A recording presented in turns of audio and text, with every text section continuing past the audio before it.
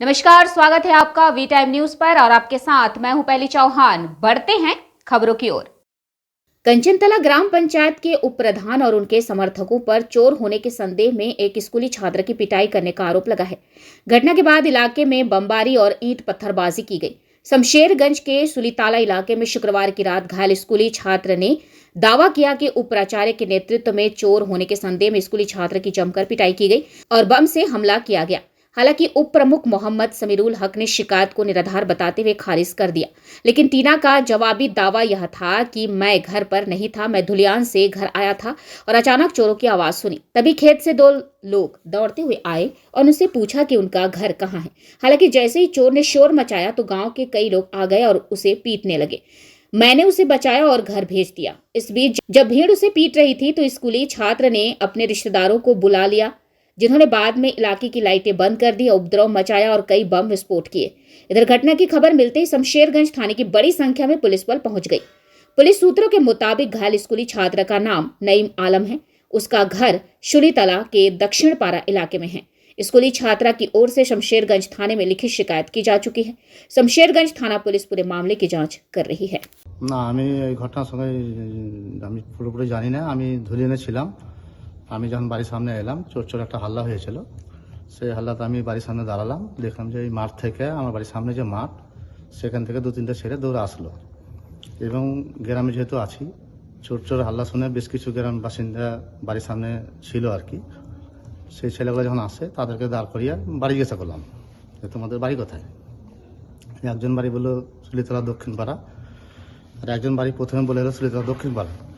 পরবর্তীকালে তাকে জিজ্ঞাসা করলাম, বাড়ি বললো সুলিতলা মাঠপাড়া। তোমার বাবার নাম কি? বাবার নাম বললো বাবার নামটা যাই হোক, আর দাদার নাম বললো অরূপ। তো তুমি কোথায় গিয়েছিলে? না তো বললো যে আমার বোনের বাড়ি। বোনের বাড়ি কোথায়? সুলিতা ওই গোবিন্দপুর। তো তোমার বাড়ি গোবিন্দপুর গেছিলে, তোমার বাড়ি সুলিতলা মাঠপাড়া, তুমি মেন রাস্তায় যেতে পারতে। তো তুমি এই মাঠে কী করছিলে?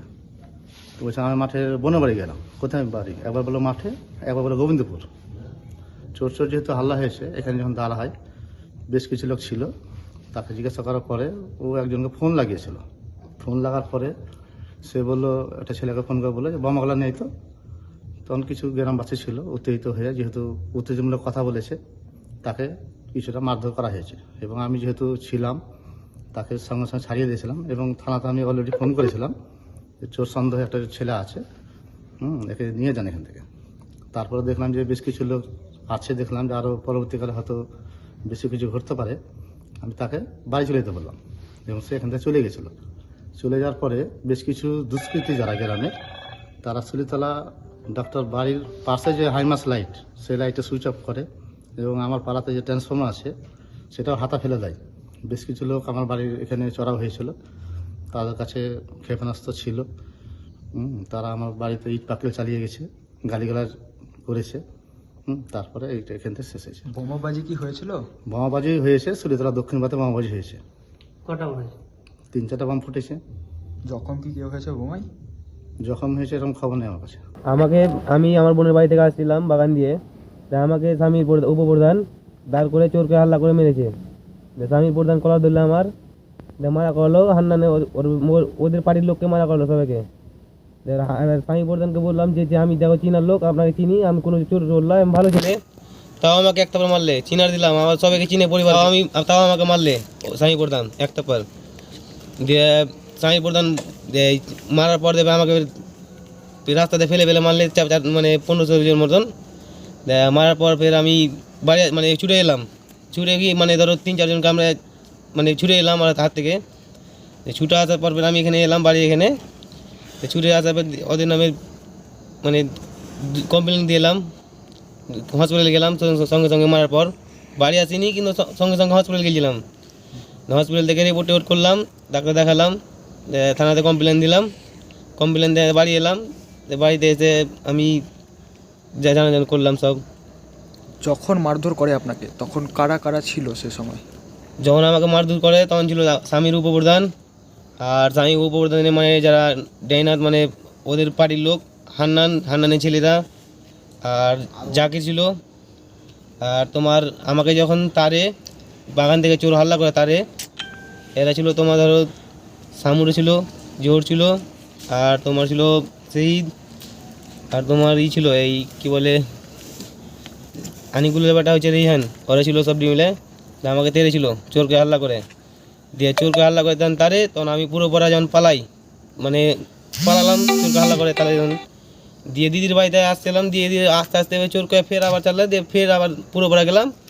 স্বামী প্রধান ওখানেই কলা ধরেছে আমার প্রথমবার। আমার আঘাতে যে ধরো বুকে বেশি ব্যথা করেছে খুব, রাস্তাতে তুলাচা মেরেছে আমাকে, ফেলেছে চেরে, ফেলার পর আমাকে মানে 15-16 লাত মানে 15-16 জন মানে বুকে লাত মেরেছে।